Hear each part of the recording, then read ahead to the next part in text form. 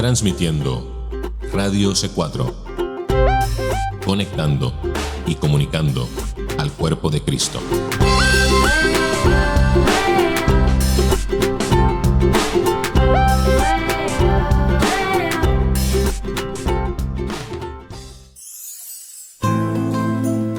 A partir de este momento, Radio C4 presenta Estudiando el Antiguo Testamento con Karina Guidi. Para comunicarte con este programa puedes escribirnos a miradiocc4@gmail.com o enviando un mensaje de texto al 239-949-90.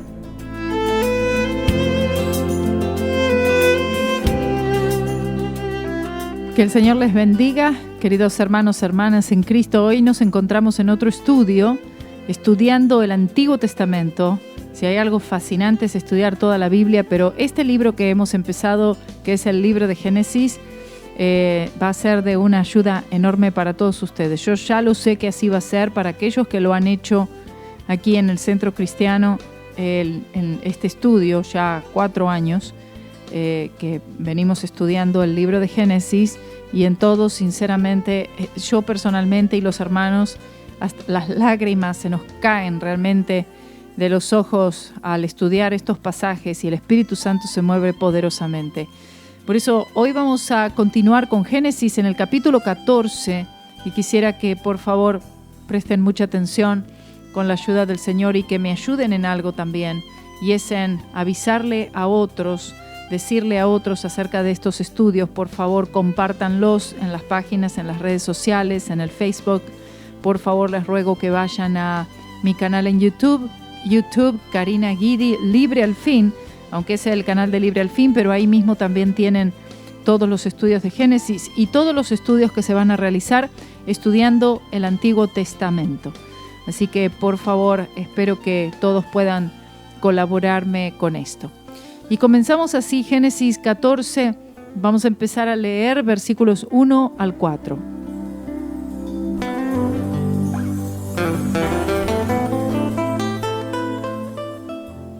Y aconteció en los días de Amrafel, rey de Sinar, Arioc, rey de Elazar, Kedorlaomer, rey de Elam, y Tidal, rey de Goim, que estos hicieron guerra contra Bera, rey de Sodoma, contra Birsa, rey de Gomorra, contra Sinab, rey de Adma, contra Semeber, rey de Seboim, y contra el rey de Bela, la cual es Zoar.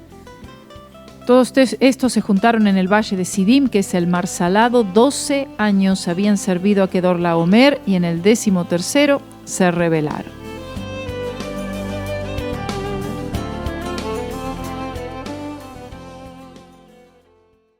Algunos eruditos judíos dicen que Amrafel era Nimrod, aunque esto es probablemente incorrecto, porque para este tiempo Nimrod está probablemente muerto. Esto sucedió unos 400 años después del diluvio, y vemos que el hombre desde antes del diluvio no era peor al hombre de entonces. En este tiempo los únicos que se registran viviendo para Dios son Abraham, su familia, y el sumo sacerdote Melquisedec, que vamos a ver en este capítulo. Aquí vemos a 4 reyes, dirigidos por Kedorlaomer, quien trató de terminar con la rebelión de los 5 reyes listados en el versículo 2. Ahora, ¿por qué esto debe interesarme a mí? Esto nos debe interesar por la simple razón que le interesa al Espíritu Santo. El Espíritu Santo es quien inspiró esta historia, y también porque involucra a Lot, quien era un ciudadano de Sodoma y que, aunque se encontraba en una condición seria espiritualmente, vemos que aún el Espíritu Santo le sigue ayudando a pesar de su desobediencia. Esto también nos enseña hasta qué punto el Espíritu Santo puede llegar a rescatar un hijo de Dios, aunque este hijo de Dios se encuentre en una condición espiritual pobre. Estos 5 reyes, liderados por Kedorlaomer unos 12 años, ahora se rebelan. El rey de Sodoma será el motivo de esta confederación guiada en contra de Kedorlaomer, y esta es la primera mención de la palabra guerra en el Antiguo Testamento, aunque sin duda otras guerras habrían sido peleadas hasta ahora.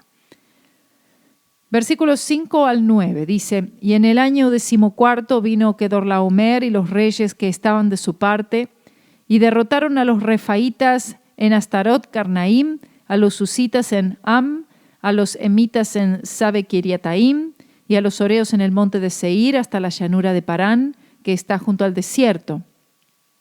Y volvieron y vinieron a En-Mispat, que es Cades, y devastaron todo el país de los amalecitas y también al amorreo que habitaba en Hasesontamar. Y salieron el rey de Sodoma, el rey de Gomorra, el rey de Adma, el rey de Seboim y el rey de Bela, que es Zoar, y ordenaron contra ellos batalla en el valle de Sidim. Esto es contra Kedorlaomer, rey de Elam, Tidal, rey de Goim, Amrafel, rey de Sinar, y Arioc, rey de Elazar, 4 reyes contra 5. Veamos que en los versículos 5 y 6 hay unos nombres: refaítas, susitas, emitas y posiblemente los horeos. Tenemos nuevamente aquí la entrada de los gigantes. Los últimos de esta línea, aunque no fueron los últimos gigantes, ya que en el tiempo de David tenemos también a gigantes, como menciona Og, rey de Basán. En Deuteronomio capítulo 3, versículo 11 menciona: porque únicamente Og, rey de Basán, había quedado del resto de los gigantes. Su cama, una cama de hierro, ¿no está en Rabá de los hijos de Amón? La longitud de ella es de 9 codos y su anchura de 4 codos, según el codo de un hombre. Ahora, sin importar el tamaño de estos gigantes, Kedorlaomer los derrotó. A pesar de que Lot se hubiera ido a Sodoma, Dios lo guardaba y monitoreaba sus movimientos. Y así el Señor hace con los que son sus hijos, a pesar de nuestras malas decisiones, a pesar de él haberse apartado del lado de Abraham, de su tío, y de la promesa de Dios, y haberse ido hacia Sodoma. Y a pesar de estas malas decisiones, aunque estas a veces puedan hasta acortar nuestra vida, fíjense cómo Dios aún así estaba protegiéndolo. Y el mayor problema de todos, la Escritura nos dice, es cuando los creyentes no disciernen el cuerpo de Cristo. Y esto es algo extremadamente serio y vamos a tratar con este tema por un momento. Es el hecho de no discernir el cuerpo del Señor Jesucristo, lo que trae tremendos problemas. ¿Qué significa esto? En cuanto a esto, cuando participamos de la Cena del Señor, seguramente ustedes se acuerdan de esta frase, discernir el cuerpo de Cristo, por cuando se celebra la Cena del Señor.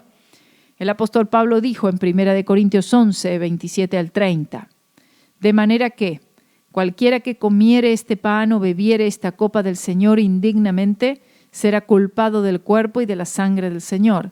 Por tanto, pruébese cada uno a sí mismo y coma así del pan y beba de la copa, porque el que come y bebe indignamente sin discernir el cuerpo del Señor, juicio come y bebe para sí. Por lo cual hay muchos enfermos y debilitados entre vosotros, y muchos duermen. Esto se refiere a que muchos se enfermaban o que muchos se enferman y otros mueren prematuramente. Aunque estos creyentes son salvos, sus vidas son acortadas antes de tiempo y todo por no discernir el cuerpo del Señor.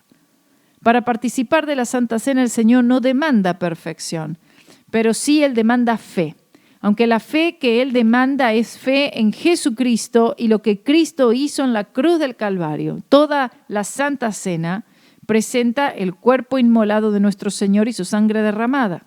Si nosotros participamos de la Santa Cena y tenemos alguna otra cosa como el objeto de nuestra fe, en lugar del cuerpo y de la sangre del Señor entregado por nosotros en el sacrificio en la cruz, no estamos apropiadamente discerniendo el cuerpo del Señor, por lo tanto, estamos comiendo y bebiendo indignamente, por lo que conlleva juicio.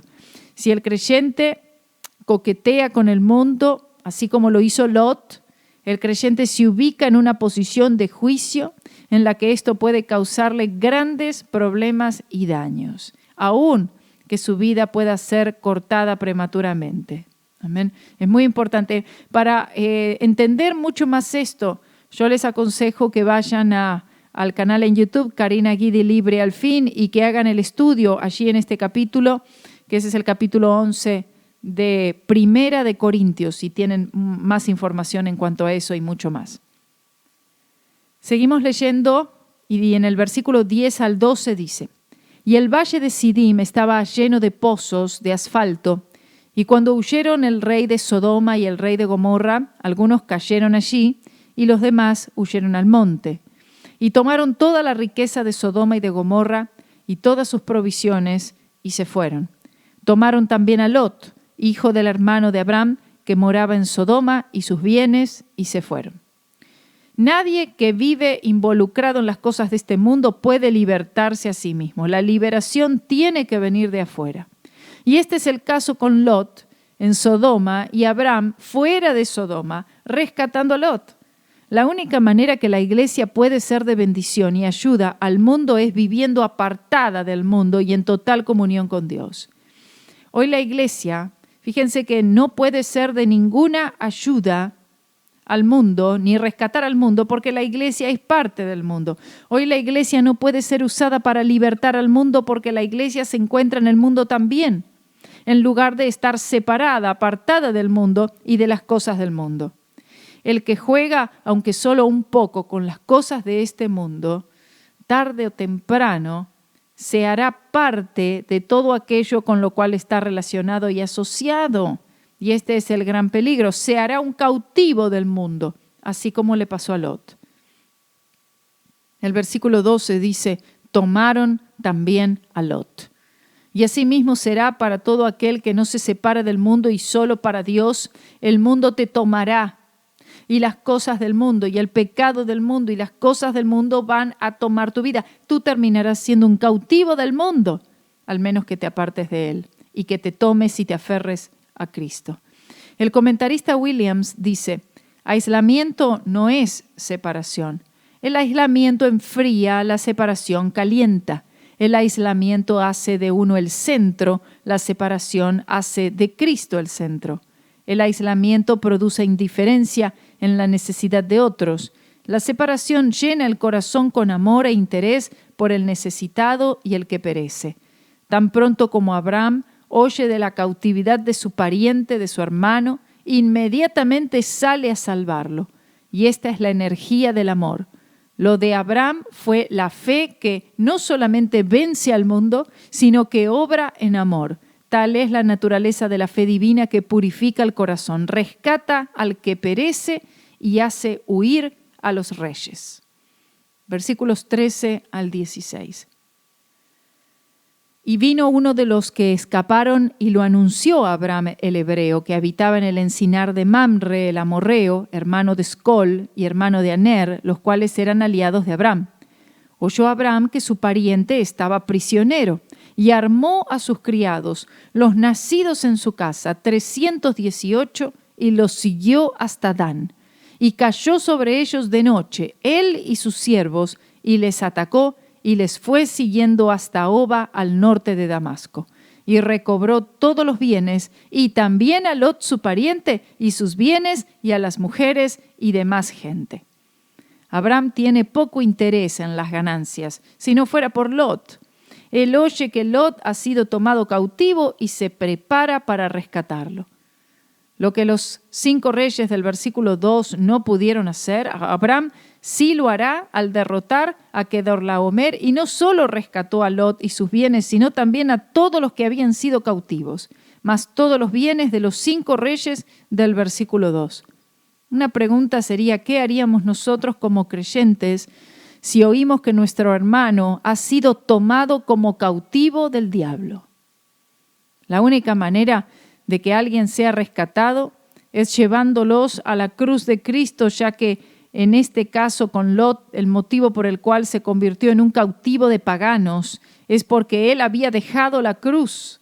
Es decir, él había dejado el altar, se había apartado del sacrificio, ya que en el mundo el altar no se encuentra. Nuestra fe en esa obra consumada nos protege del mundo, del pecado y del diablo. Lamentablemente, el intento de la iglesia moderna de rescatar al hombre no incluye la cruz.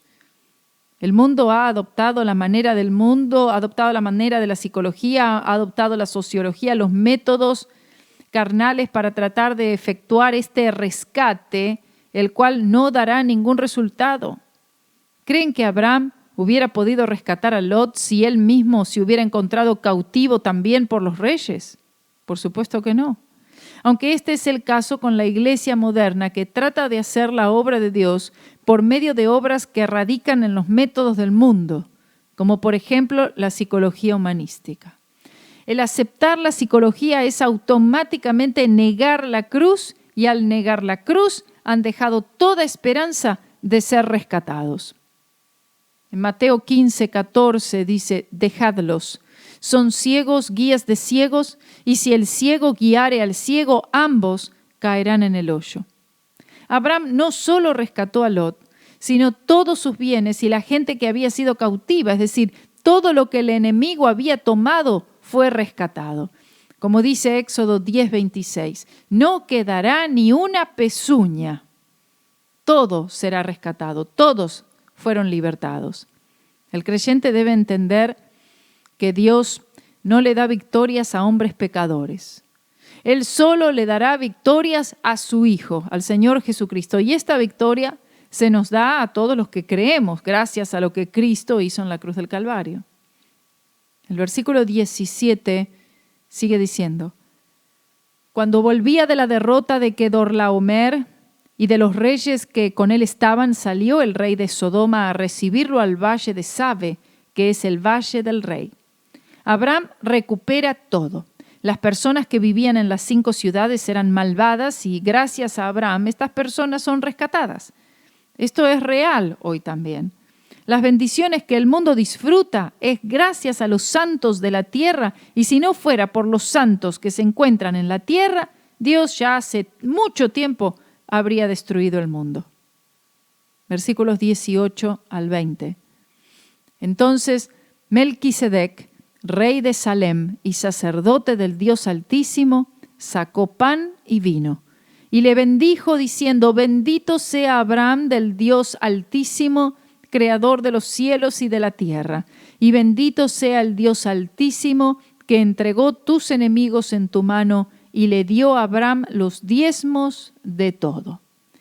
Aquí aparece este personaje tan peculiar, Melquisedec, apareciendo en esta escena, quien es un rey y un sacerdote.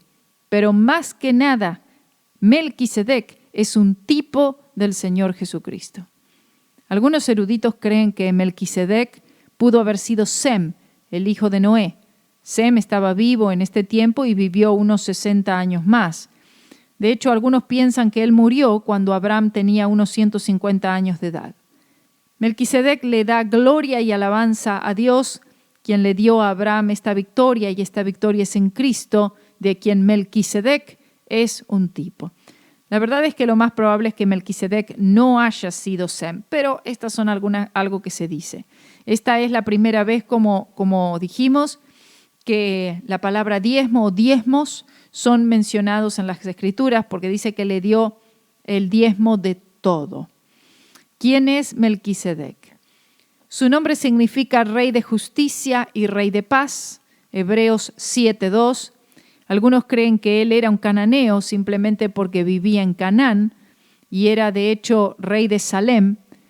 Salem fue un antiguo nombre para Jerusalén, pero si de hecho era Sem, el hijo de Noé, debió ser un cananeo. Aunque no sabemos quién fue exactamente y el Espíritu Santo quiso que fuera así, de repente aparece después de la destrucción de estos reyes y hasta ahora ha sido escondido. El verdadero Melquisedec, estamos hablando de nuestro Melquisedec celestial, Jesucristo, está también ahora escondido, pero aparecerá en bendición después de la destrucción de los reyes de Apocalipsis capítulo 19. Como Rey de justicia, el Señor Jesucristo, el verdadero Melquisedec, juzgará al malvado, y como Rey de paz, Él bendecirá la tierra. Melquisedec, en este encuentro con Abraham, trae pan y vino, simbólico de la venidera crucifixión. Y en la última cena, el verdadero Melquisedec trajo pan y vino, también simbolizando su cuerpo partido y su sangre derramada, necesaria para la salvación de la humanidad. Melquisedec, como un sacerdote, simboliza el Cristo que vendría, quien es nuestro gran sumo sacerdote, como menciona Hebreos 7, 15 al 17. Sería bueno que ustedes, si quieren conocer más y saber más acerca de Melquisedec y sobre todo acerca del sacerdocio del Señor Jesucristo, pueden referirse también a un estudio que tenemos del libro de Hebreos, la carta a los Hebreos, en el canal en YouTube, Karina Guidi, Libre al Fin. Por favor, busca Hebreos allí y haga ese maravilloso estudio también. Entonces, David profetizó sobre esto también unos 1000 años después de Abraham, en el Salmo 110:4, y dice: juró Jehová y no se arrepentirá. Tú, esto es refiriéndose a Cristo, eres sacerdote para siempre según el orden de Melquisedec. ¿Por qué según el orden de Melquisedec y no según el orden de Aarón, quien era el sumo sacerdote de Israel? El sacerdocio de Aarón en Israel sería temporario, mientras que el sacerdocio de Melquisedec sería eterno. El primero representaba solo a Israel, mientras que el último representa a toda la humanidad, judíos y gentiles. El antiguo pacto era una sombra de las cosas celestiales. Cristo era esa sustancia. Él cumplió todo el antiguo pacto, reemplazándolo con el nuevo. Consecuentemente, Él es el sumo sacerdote según el orden de Melquisedec y lo sería por siempre. En los versículos 19 vemos que Melquisedec bendijo a Abraham, por lo que nos dice que la posición de Melquisedec era superior a la de Abraham. ¿Cómo puede ser esto? Bueno, Pablo dijo en cuanto a esto en Hebreos 7:4, dijo: considerad pues cuán grande era este a quien aún Abraham el patriarca dio diezmos del botín. Y el versículo 7, y sin discusión alguna el menor es bendecido por el mayor. Esto se refería a que Melquisedec bendijo a Abraham. Melquisedec se encontraba en una posición mayor simplemente porque Dios lo levantó como un tipo, como una representación, un tipo de Cristo y más particularmente el sumo sacerdocio de Cristo. En Hebreos 7:3 dice: sin padre, sin madre, sin genealogía, que ni tiene principio de días ni fin de vida, sino hecho semejante al Hijo de Dios, permanece sacerdote para siempre. Todo esto se refiere a Cristo. Este pasaje no significa que Melquisedec no tenía padre ni madre, o que no nació o que no murió, sino que ninguna de estas cosas fueron registradas de su vida, y todo porque él era un tipo del sacerdocio eterno de Cristo. Y es mi opinión, es común también muchos eruditos judíos, que Melquisedec era Sem, el hijo de Noé, quien era un contemporáneo de Abraham. El Espíritu Santo se refirió a Melquisedec como rey de justicia y rey de paz. Y esto significa que predicó sobre la remisión de pecados por medio de la simiente que vendría de la mujer, el Redentor prometido.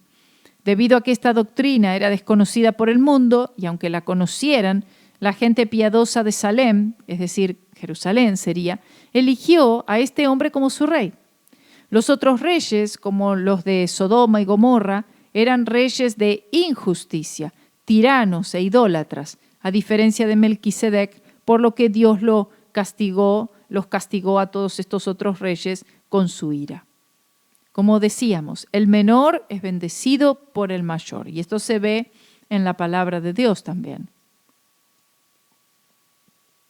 Encontramos aquí otra doctrina a la que hay que ponerle atención.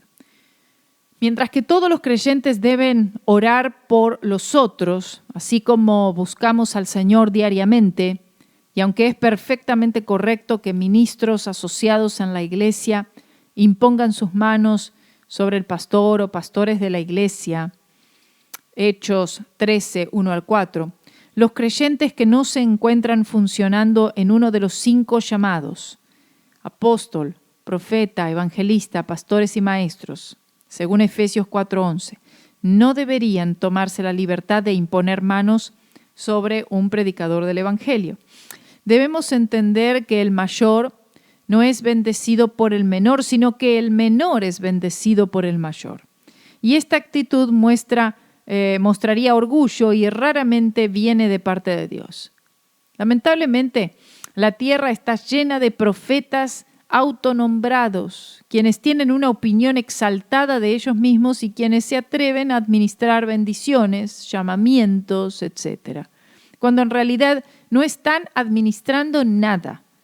La verdad es que estas acciones contristan al Espíritu Santo y por la simple razón que estos individuos se niegan a reconocer el llamado que Dios ha puesto sobre esa persona. No se trata de ver o tratar a esa persona como superior, ya que todos somos iguales ante los ojos de Dios, sino el de reconocer el llamado de Dios sobre la vida de esa persona, tratando a esa persona con el respeto correspondiente. Lamentablemente, en aquellos verdaderamente llamados no se ve esto.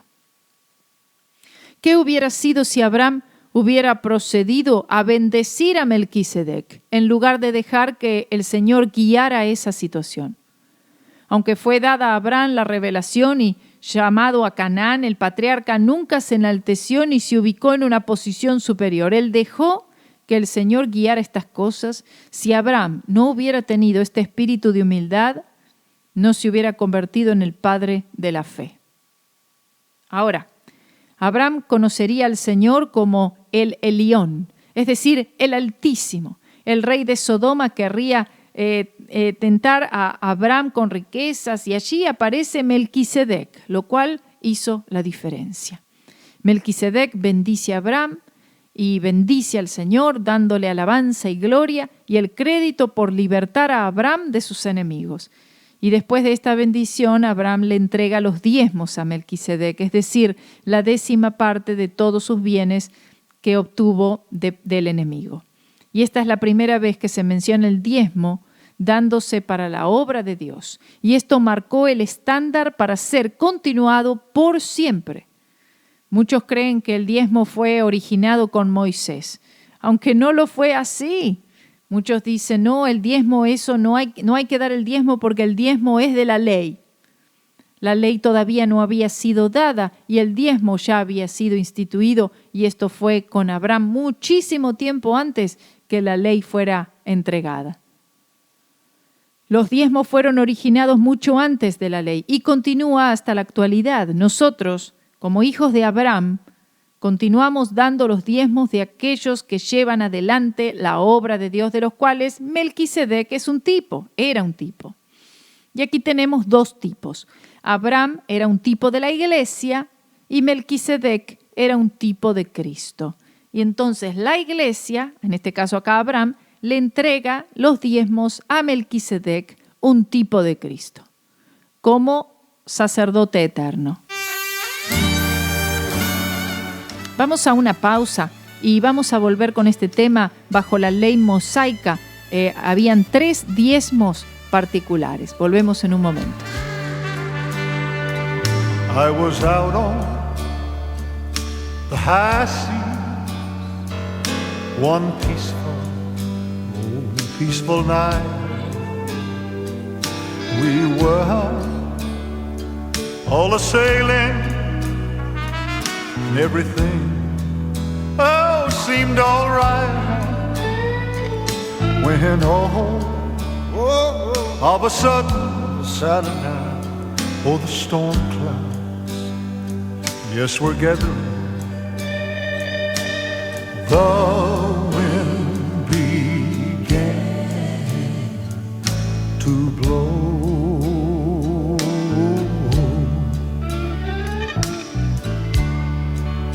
Well, the storm was raging. I could see the waves breaking, and I knew that my ship was about to go on down. Then I looked all around me, and all my hopes were sinking, and I needed a miracle to save me. Then there, yes, I called, on Jesus. Well, I called on Jesus. I said, Master, don't you care? Please save us. He spoke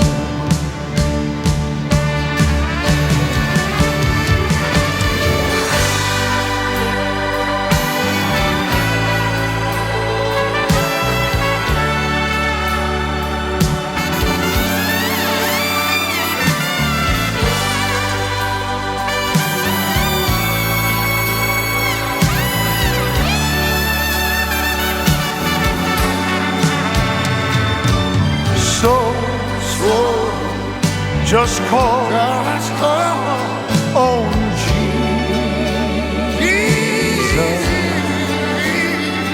Say, Master, I know you care. I know that you love me. Please save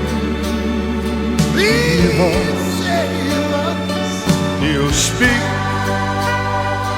to the wind.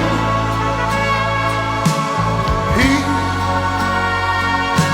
still. He'll speak to your storm. Hush, be still. Be still. He'll calm your storm that's raging.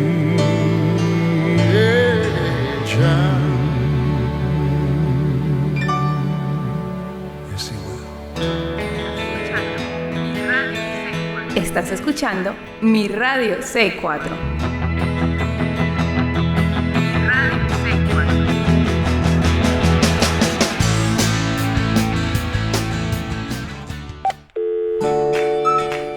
Radio C4 se puede escuchar marcando el número 518-800-1042. 518-800-1042. Llama hoy al 518-800-1042 y escucha también a través de una llamada telefónica.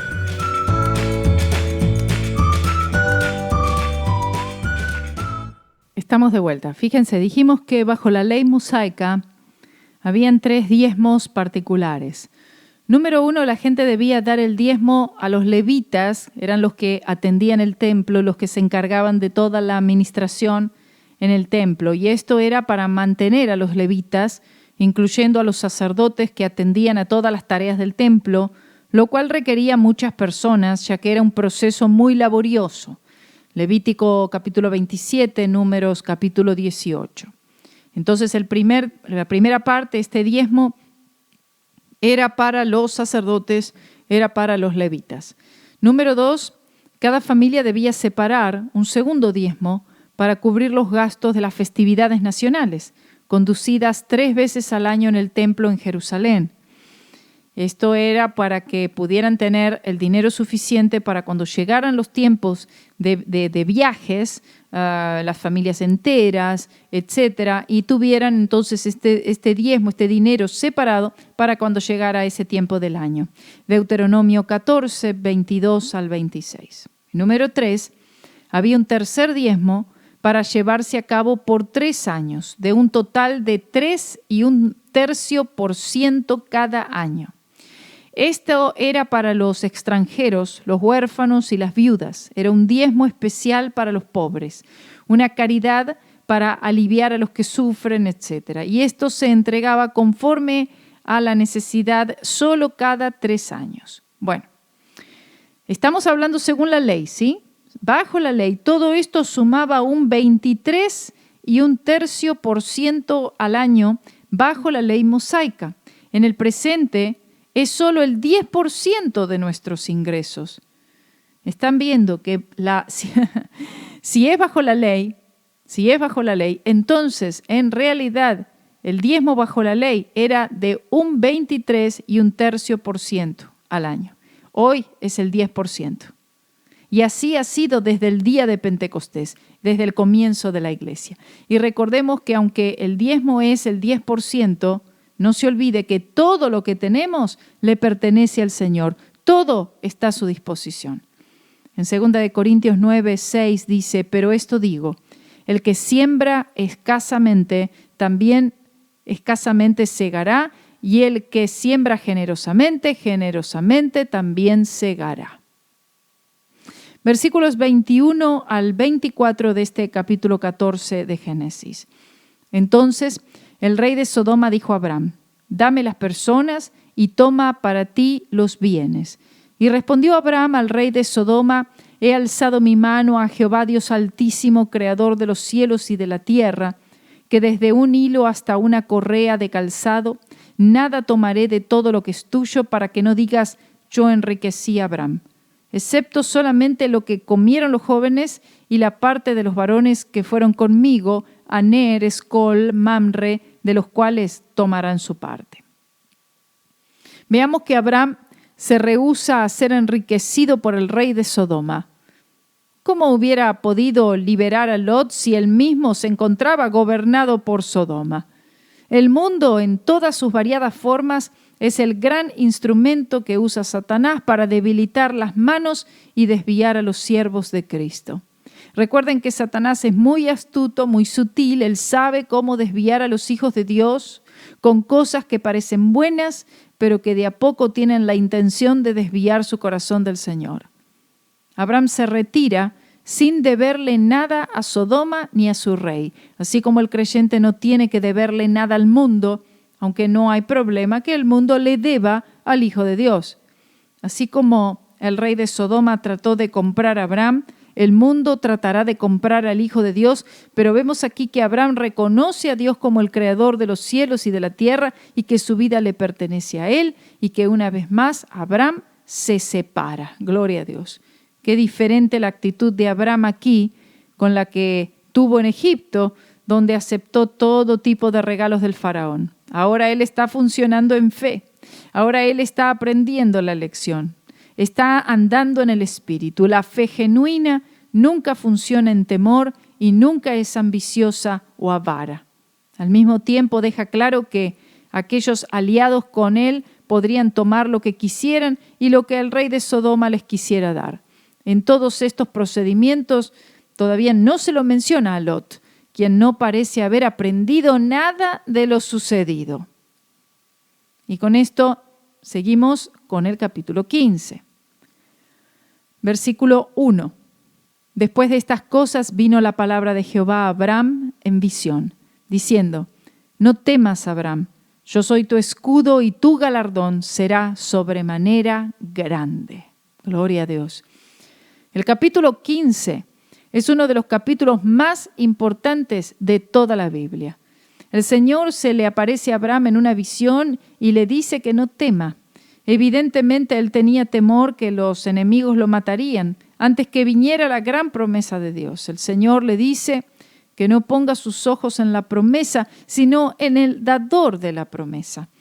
El mayor contenido de esta visión sabemos que fue la revelación de la justificación por la fe, esta doctrina poderosa que le fue enseñada, le fue dada a Abraham.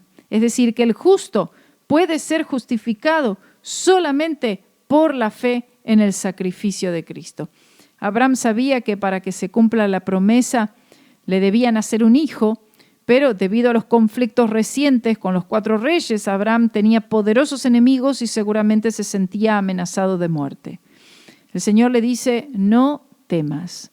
El creyente que está verdaderamente caminando con el Señor no debe tener temor del hombre ni de lo que el hombre le pueda hacer, y esto incluye a aquellos que se dicen ser cristianos también. La amenaza del hombre no debe ser motivo de temor para el creyente. Y si el Señor está contigo, ¿quién puede estar contra ti? No tengas temor de sus amenazas. Tu vida está en las manos de Dios. Él pelea por ti y Él pagará justamente a aquel que toca a uno de sus pequeñitos, como dice en Mateo 9:42.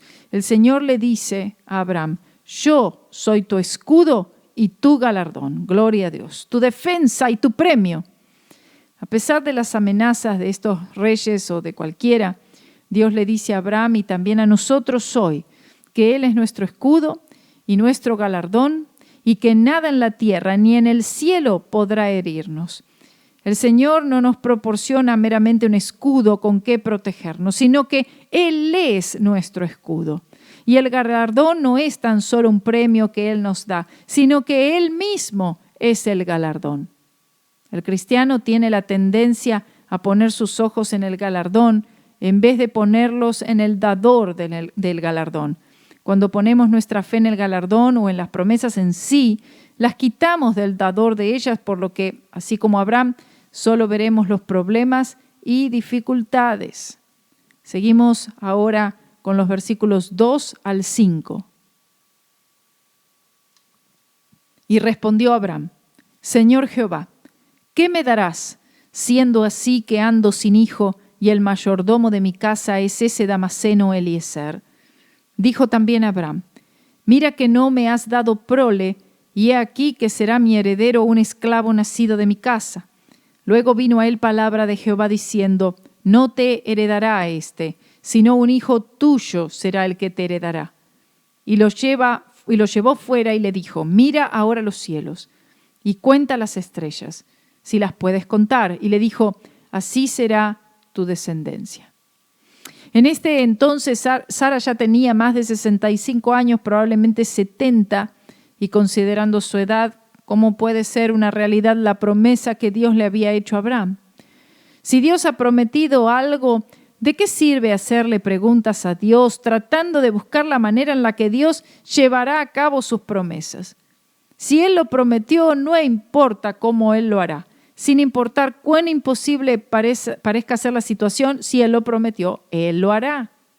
El Señor le expande la revelación a Abraham, haciéndole saber que no será Eliezer, su siervo, su heredero, sino que él tendrá un hijo con Sara y que no será alguien adoptado. Así es como sucede con la revelación, es dada de a poco. Hasta aquí nada se menciona de Sara y la parte que ella tiene en esta promesa, pero el Señor lleva a Abraham a observar las estrellas del cielo cuando aún estaba viendo la imposibilidad de tener un hijo, cuanto menos una gran descendencia. Y es que el Señor te da aún mucho más de lo que puedes pedir o imaginar, como dice Efesios 3:20. Él debía entender que Sara era parte de esta promesa también. En el versículo 6 tenemos uno de los versículos más poderosos, más importantes de toda la palabra de Dios. Y dice: y creyó a Jehová y le fue contado por justicia. En esta corta escritura tenemos el significado de la justificación por fe. Abraham fue salvo por gracia a través de la fe y no por obras. No existe otro medio de salvación en la palabra de Dios. Dios demanda justicia, aunque es la justicia dada estrictamente por Cristo y solo Cristo. Cualquier otra cosa es la justicia propia y totalmente inaceptable ante Dios. La misma manera en la que obtenemos la justicia es la manera en la que mantenemos la justicia. Por eso Pablo dijo: con Cristo estoy juntamente crucificado, en Gálatas 2:20. Lamentablemente hoy en día los cristianos hacen lo mismo que hacían los judaizantes, es decir, añadir ley o leyes a lo que Cristo hizo en la cruz. Este creer, lo cual es lo mismo que la fe, no se refiere a que creyó en la promesa, aunque también incluía la promesa, sino que Abraham le creyó a Dios. ¿Qué es lo que Abraham creyó? ¿Será que Abraham fue salvo porque él creyó que existía un Dios? Sobre este texto Pablo basa la centralidad de la fe cristiana que el mundo y el diablo odian, es decir, la fe que solo puede justificar y salvar. Para responder a esta pregunta en cuanto a lo que Abraham creyó, debemos apuntar a la cruz. Él creyó que Dios enviaría el Redentor al mundo y la simiente que él, es decir, que Abraham traería, tendría que ver con la venida del Redentor. También creyó que el Redentor vendría y daría su vida para redimir a los hijos caídos de la raza adánica. He ahí las demandas constantes de Dios que Abraham edificara altares. Y por eso es que la fe del creyente debe mantenerse en la cruz del Señor Jesucristo, porque fue allí que Cristo satisfizo con su muerte las justas demandas de la ley quebrantada. Con esto no estamos hablando de poner la fe o adorar una viga de madera, sino tener la fe puesta en el sacrificio del Señor Jesucristo, la sangre derramada del Calvario, lo que Jesús hizo allí en la cruz del Calvario. El vivir cristiano también debe basarse en la fe en la cruz de Cristo. Por eso, cuando el creyente trata de construir su propia victoria por sus propios medios y métodos religiosos, siempre concluye en una casa edificada sobre la arena, como nos menciona la parábola en Mateo 7, 24 al 29. Por esto el creyente debe tener cuidado de cómo utiliza las disciplinas cristianas. Me refiero a la oración, al ayuno, al estudio bíblico, a la lectura bíblica, testificarle a otros, desarrollar algún ministerio en la iglesia, etcétera, etcétera. Si son realizadas para obtener victoria sobre el pecado, el mundo y el diablo, entonces estamos convirtiendo estas disciplinas cristianas en una ley y no vamos a ver la victoria a través de la realización de estas cosas, la cual solo puede obtenerse, la victoria, por la fe en lo que Cristo hizo en la cruz y no en lo que yo pueda hacer. Veamos los versículos 7 al 9. Y le dijo: Yo soy Jehová, que te saqué de Ur de los Caldeos para darte a heredar esta tierra. Y él respondió: Señor Jehová, ¿en qué conoceré que la he de heredar? Y le dijo: Tráeme una becerra de 3 años y una cabra de 3 años y un carnero de 3 años, una tórtola también y un palomino. El Señor reafirma la revelación. Abraham hace 2 preguntas. ¿Qué me darás? Como pregunta en Génesis 15:2. Y ahora, ¿en qué conoceré? Cristo es la respuesta a la primera pregunta. ¿Qué me darás? Te daré a Cristo. Gloria a Dios. Y el pacto responde la segunda. Este pacto es fundado en la gracia, ya que 5 criaturas aquí son sacrificadas para establecerla. Y el número 5 en las Escrituras es el número de la gracia. Y estos 5 sacrificios presentan el cumplimiento del gran sacrificio del Calvario. Observemos que en el versículo 7 habla de heredar la tierra, significando que le pertenece a Dios, quien se la daría al patriarca. Dios le pide a Abraham un sacrificio de 5 animales particulares: una becerra, una cabra, un carnero, una tórtola y un palomino. Los 3 primeros debían tener 3 años, lo cual señala el ministerio terrenal de Cristo. Por otra parte, la becerra simboliza su ministerio sacerdotal, Cristo como nuestro gran sumo sacerdote. La cabra simboliza el ministerio profético de Cristo. Cristo fue un profeta. Y el carnero simboliza su ministerio real, Cristo como rey. Cristo era un sacerdote, profeta y rey. La tórtola simboliza a Cristo siendo guiado estrictamente por el Espíritu Santo, mientras que el palomino simboliza la obediencia del Señor Jesucristo al Espíritu Santo en toda capacidad. Versículos 10 al 12. Y tomó él todo esto y los partió por la mitad y puso cada mitad una enfrente de la otra, mas no partió las aves. Y descendían aves de rapiña sobre los cuerpos muertos, y Abraham las ahuyentaba. Mas a la caída del sol sobrecogió el sueño a Abraham, y he aquí que el temor de una grande oscuridad cayó sobre él. Este pasaje es tan ilustrativo, hermanos. Es un pasaje que tiene un gran significado espiritual. Quiero que vean esto. El Señor le dice que tiene que tomar todos estos animales y los tiene que partir a la mitad. Tiene que poner cada mitad una enfrente de la otra. Cuando Él hace esto, al partir estos animales por la mitad, significaba la terrible profundidad del pecado.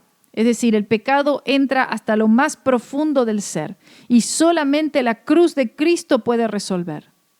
La manera en la que eran cortados estos animales nos muestra los terribles efectos del pecado, que van más allá que un problema superficial, sino que alcanza las partes vitales de cada individuo. Es decir, el pecado no es un problema externo, no es un problema superficial, es un problema interno, un problema del corazón.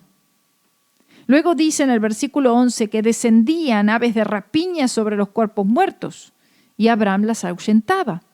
Las aves de rapiña representan los espíritus de demonios que se oponen a la cruz de Cristo, lo cual representaba todo eso. Abraham los ahuyentaba, así como en el nombre del Señor Jesús podemos ahuyentar los espíritus de demonios. Luego dice que la grande oscuridad que caía allí sobre él, dice, la grande oscuridad aquí representa los sufrimientos que vendrían al pueblo de Israel y a veces también a todos los santos. Y todos estos sufrimientos se refieren a la cruz del Señor Jesucristo, es decir, los sufrimientos, los padecimientos que sufre todo creyente por la fe y por el nombre del Señor Jesucristo. El comentarista Williams dice: el gran horror que descendió sobre Abraham predijo los sufrimientos de los herederos de la promesa. Y también tiene que ver con la ofensa que produce la cruz de Cristo. Versículos 13 al 16. Entonces Jehová dijo a Abraham: ten por cierto que tu descendencia morará en la tierra ajena y será esclava allí y será oprimida 400 años. Mas también a la nación a la cual servirán juzgaré yo, y después de esto saldrán con gran riqueza. Y tú vendrás a tus padres en paz, y serás sepultado en buena vejez. Y en la 4ª generación volverán acá, porque aún no ha llegado a su colmo la maldad del amorreo hasta aquí. Ahora vean, esta ha sido una palabra, una profecía que el Señor le dio a Abraham, algo que por supuesto fue cumplido. Los 400 años aquí tienen que ver con los años que Abraham, Isaac y Jacob pasaron en Canaán, aunque nunca pudiéndose adueñar de la tierra, más los años pasados en Egipto antes de ser liberados. La nación mencionada en el versículo 14 se refiere a Egipto, y aunque Abraham viviría muchos años, no llegaría a haber ese tiempo de esclavitud. Estamos hablando del tiempo en el cual el pueblo de Israel se convirtió en esclava de Egipto y que luego fue liberada por mano de Moisés. Leví, Coat, Amirán y Moisés cumplieron la predicción del versículo 16 cuando dice que en la 4ª generación volverán acá, porque fueron 4 generaciones. Dios le dio a los amorreos un día de gracia que duró 4 siglos. Es decir, los amorreos tuvieron 400 años para haberse arrepentido de su maldad, pero no fue así, luego fueron destruidos. Y con el versículo 16 dice que el conteo no comenzaría hasta que los hijos de Jacob nacieran, quien sería Israel. La primera generación comenzó con Leví, la segunda con Coat, la tercera con Amirán y la 4ª generación con Moisés. Y así se cumple lo que el Señor dijo. Vemos también que Dios no siempre castiga a ciertas naciones e individuos también enseguida, sino que a veces les da tiempo y suficiente tiempo para arrepentirse o hasta que haya llegado a su colmo la maldad, y después de esto, por supuesto, solamente queda el juicio. Veamos los versículos 17 al 17 por ahora. Y sucedió que puesto el sol y ya oscurecido, se veía un horno humeando y una antorcha de fuego que pasaba por entre los animales divididos. La oscuridad representa el estado del mundo, lleno de pecado. El horno humeando proclama el horno de la aflicción por el que pasaría Israel y de hecho todo verdadero creyente. La antorcha de fuego representa la palabra de Dios y las piezas de los animales divididos allí representa la cruz del Señor Jesucristo. Solamente la cruz de Cristo, solamente lo que Jesús hizo en la cruz del Calvario, su sangre derramada, puede detener todo juicio por el pecado del hombre. Versículos 18 al 21 dice: en aquel día hizo Jehová un pacto con Abraham, diciendo: a tu descendencia daré esta tierra, desde el río de Egipto hasta el río grande, el río Éufrates, la tierra de los ceneos, los ceneseos, los cadmoneos, los heteos, los fereceos, los refaitas, los amorreos, los cananeos, los gergeseos y los jebuseos. Fíjense que el área que menciona aquí, que dice la tierra que le pertenece, que el Señor le da a Abraham, que le pertenece al pueblo de Israel y que todavía le pertenece al pueblo de Israel, aunque en realidad no está utilizando, el área prometida a Abraham y a su simiente, que se extendía desde el río de Egipto hasta el río Éufrates, llegó cerca de ser cumplido bajo el reinado de David, y llegará a ser su cumplimiento total en el reino milenial. Luego el pueblo de Israel perdió la posesión de toda esta tierra, esto debido a su rebeldía al pecado, y entonces naciones gentiles tomaron el poder allí. Pero cuando el Señor Jesucristo venga por segunda vez, entonces recuperará el pueblo de Israel toda la tierra que le fue originalmente prometida a Abraham. En el milenio, Israel controlará la mayor parte del petróleo del mundo y será, porque tendrá control de toda la península árabe, la mayor tierra, el mayor país, la nación primordial, suprema, sobre la faz de la tierra. La mayor parte de Irak, que es la que por supuesto tiene el control de lo que es el petróleo, pero le corresponderá completamente a la nación de Israel. Y se le promete a Abraham que todas estas tribus serían derrotadas, incluyendo otras no nombradas aquí en este pasaje particular. Gloria a Dios. Esto entonces sería todo estos capítulos 14 y 15 y nos encontramos en otro segmento, en otro programa estudiando el Antiguo Testamento. Así que por favor no se pierda el próximo programa. Seguimos estudiando el capítulo 16 de Génesis en adelante.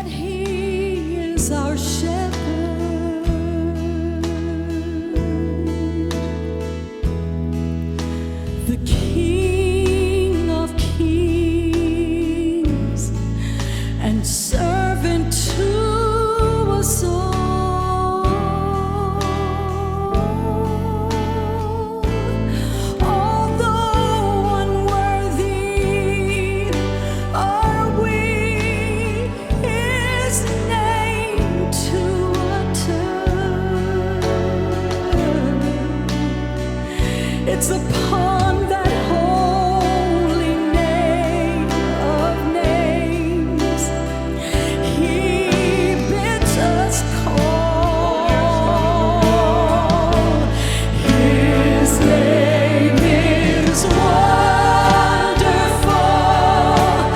Counselor, Almighty God.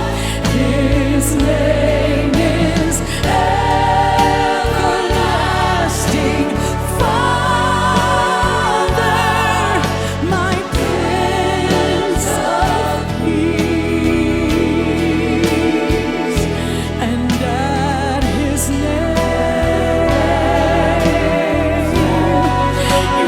each knee will bow. Yes, it will. Each mortal tongue confess His name. His name is Jesus.